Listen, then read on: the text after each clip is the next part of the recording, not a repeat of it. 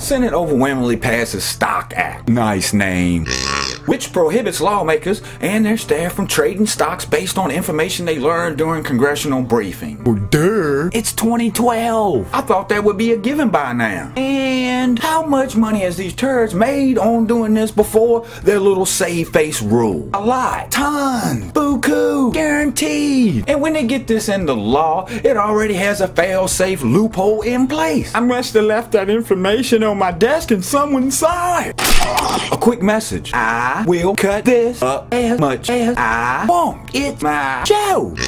A kid who went through chemotherapy decides to grow his hair long to donate to other patients who lost their hair during the treatment. This kid gets suspended from school for having long hair. What? It deters from the learning experience. What? This is the world we live in. And it's 2012. Pennsylvania rolls out drug tests for welfare recipients. Really? Well, while you're at it, you might as well wheel out some for the politicians. And see how that comes out. The U.S. is disgusted after Russia and China vetoed the United Nations Security Council on Syria. What? As disgusted as the rest of the world is when the U.S. vetoes anything to do with Israel's dirty doings. Hypocrisy at its finest. Imagine sitting around with your group of friends at your usual hangout spot when one of them passes gas. Man, get out of here, that's nasty, exclaims a few as others join in. A couple of people abstain and say nothing. Then, a few minutes later, a different friend cuts the cheese and people start laughing saying, that was a good one. As though since it came from that particular person, it smells like roses. Hypocrisy at its finest. Once they have a nuclear weapon, let me assure you, you will not be safe. Even here in Missouri. Rick Santorum told a crowd on Friday. What? Come on, people. There has only been one country that has used nukes for offensive purposes in the history of the world. We all know who that was. Let me see if I can get this straight. Iran gets 1 to 3 nukes. Then they use them up to fire on Israel and of course Missouri, which in turn will intercept and destroy. Then we counterstrike. No more Iran. Yeah, that's what Iran wants.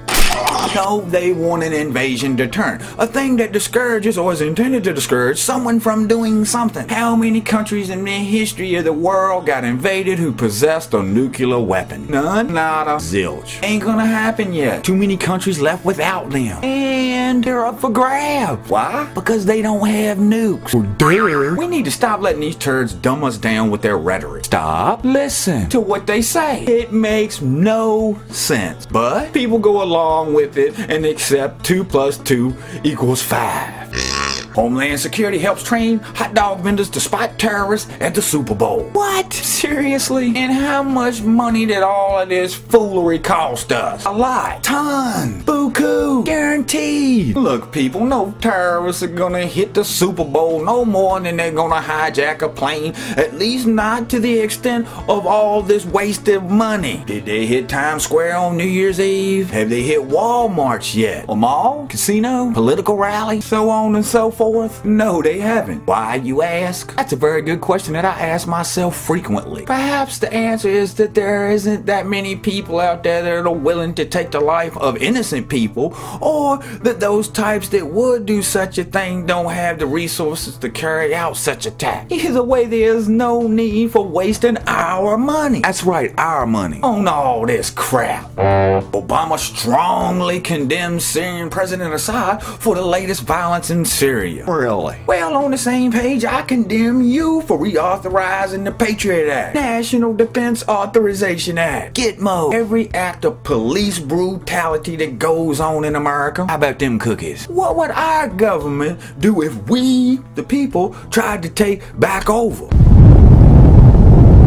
But hey, get Assad out and the people of Syria can have it as good as the people of Egypt, Libya, Iraq, Afghanistan, so on and so forth. Or if they're really lucky, they might have it as good as the Saudis, who are always on top of the list of the most repressive societies every year. A place where torture is a normality among other atrocities. A place where puffing a little weed will get you a one-way ticket to Chop Chop Square in the middle of town, where they will proceed to chop your head off with a sword. For weed. But these guys are alright because they got oil. And they play ball with us, so whatever they do smells like roses.